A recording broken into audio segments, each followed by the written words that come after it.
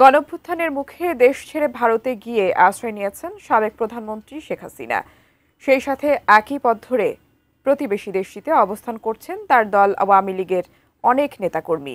এরই মধ্যে জুলাই আন্দোলনকে ঘিরে সংঘটিত হত্যাকাণ্ডের ঘটনায় দলটির নিবন্ধন স্থগিত ও কার্যক্রম নিষিদ্ধ করা হয়েছে। এমন প্রেক্ষাপটে আগামী ত্রয়োদশ জাতীয় সংসদ নির্বাচনে আওয়ামী লীগের অংশগ্রহণ নিয়ে রয়েছে নানা জল্পনা কল্পনা জানিয়ে এবার চূড়ান্ত সিদ্ধান্ত জানিয়েছে নির্বাচন কমিশন। এসআই রাজ জানাচ্ছেন বিস্তারিত। রাজনৈতিক দলের নিবন্ধন এবং তার জন্য রিজার্ভ যে সিম্বলটি আছে সেই সিম্বল স্থগিত থাকবে। আন্তর্জাতিক অপরাধ ট্রাইব্যুনালে শেখ হাসিনার বিচার কাজ শেষ না হওয়া পর্যন্ত আওয়ামী লীগের সকল কার্যক্রম নিষিদ্ধ করেছে অন্তর্বর্তীকালীন সরকার।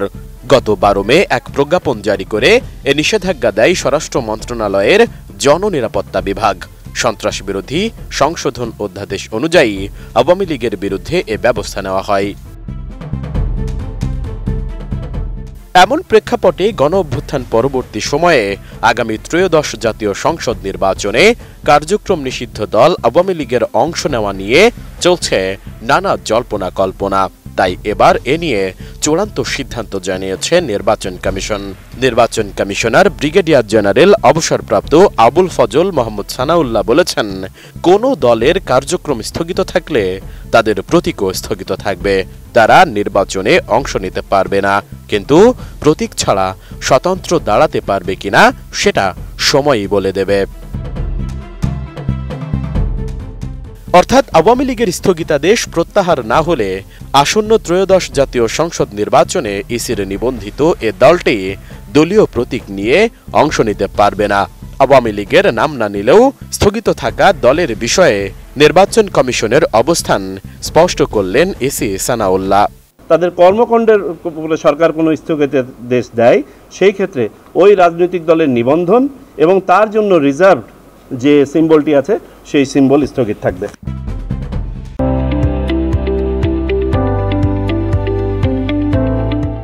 তিন সেপ্টেম্বর নির্বাচন ভবনে জনপ্রতিনিধিত্ব আদেশ আরপিও সংশোধন নিয়ে সাংবাদিকদের একথা বলেন আবুল ফজল মোহাম্মদ সানাউল্লাহ।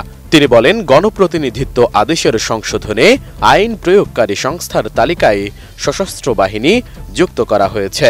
জেলা নির্বাচন কর্মকর্তা ভোট কেন্দ্র স্থাপন করবেন। এছাড়া আদালত কর্তৃক যারা ফেরারি হবেন তারা নির্বাচনে অংশ নিতে পারবেন না। তিনি যদি কোনো আদালত দ্বারা কনভিক্টেড হন,